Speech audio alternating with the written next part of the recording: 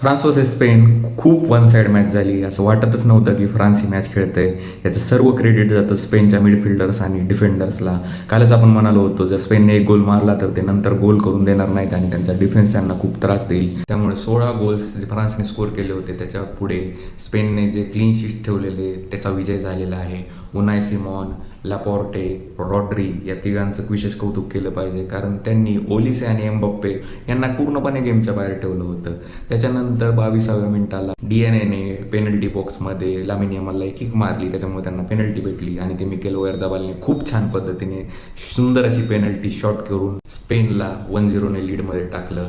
त्याच्यानंतर पण त्यांना काही गेममध्ये येऊन दिलं नाही. त्याच्यानंतर एक परत डिफेन्सिव्ह मिस्टेक झाली डीएनएच्या साईडने, जेव्हा डॅनी ऑल्मोने एक सुंदर बॅक किक फ्लिक केली आणि पेड्रो पोरोने जाऊन एक गोल मारला. तो एक छान गोल होता. त्याच्यामुळे 2-0ने ते अप झाले आणि त्याच्यानंतर तर वाटतच होतं की स्पेनच जिंकणार.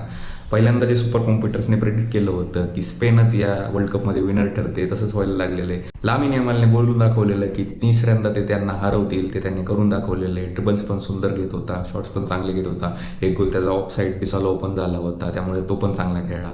तर बघूया आता फायनल्समध्ये स्पेन इंग्लंडसोबत खेळणार का अर्जेंटिनासोबत खेळेल.